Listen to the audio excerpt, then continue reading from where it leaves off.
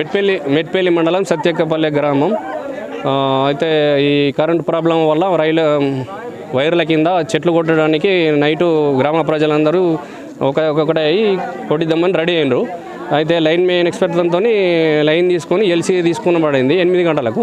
అయితే 8 గంటలకు తీసుకుంటే రైతులు ఎండ కొడుతుందని ఇట్లా ఇచ్చేసి ముందు వెళ్ళిపోయినరు. రైతులందరూ వెళ్ళిపోయిన తర్వాత ఒక అతను నీళ్లు వస్తలేవు, నాకు నీళ్ళు లేవు, కరెంట్ లేదని లైన్ ఇన్స్పెక్టర్కి ఫోన్ చేయగా లైన్ ఇన్స్పెక్టర్ సమాధానం ఇచ్చిన తర్వాత కూడా ఏది కాదనకుండా రైతులను కాదనకుండా డిఐ గారికి కంప్లైంట్ ఇస్తే డిఐ గారు మేము ఎల్సీ కూడా 1 గంట దాకా రిటర్న్ తీసుకున్న తర్వాత కూడా ముందే రైతులు రాకన్నా ముందే డిఐ గారు అంత కంప్లైంట్ అది ఎల్సీ రిటర్న్ చేసేసిండు. ఎవడు బాధ్యత ఉంటాడు ఇప్పుడు ఇక్కడ? రైతులందరూ వెళ్ళిపోయినారు. మీరు రైతులందరూ వచ్చేదాకా 1 గంట దాకా ఆగితే అయిపోతుండే కదా సార్ కూడా డిఐ గారు. మాది సత్తెక్కపల్లి గ్రామము, మెట్పల్లి మండలము. మాకు గత కొద్ది రోజుల నుంచి వెళ్ళి కరెంటు సమస్యలు బాగున్నాయి. నైట్ పూట కరెంటు వచ్చుకుంటూ పోవడం వల్ల ఫ్యాన్లు, ఫ్రిడ్జ్లు, కూలర్లు కాలిపోవడం జరిగింది.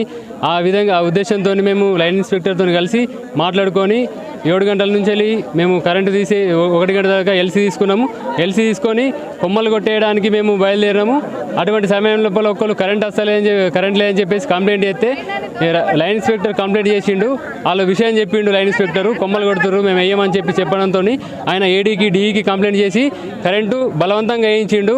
వాళ్ళు కొమ్మలు కొట్టిన వాళ్ళకు కొట్టడానికి షార్ట్ వచ్చింది, కొమ్మలు కొడుతున్నారు. కరెంటు వైర్ల మీద అట్లే ఉన్నారు. 2-3 షార్ట్ వచ్చి కింద పడ్డారు. దీనికి బాధ్యులు ఎవరు? ఏడీ బాధ్యుడా, డిఈ బాధ్యుడా? వాళ్ళిద్దరు మీద చర్యలు తీసుకోవాలి. వాళ్ళు లైన్ ఇన్స్పెక్టర్ మీద ఫోర్స్ చేస్తున్నారు, సస్పెండ్ చేద్దామని బెదిరిస్తున్నారు.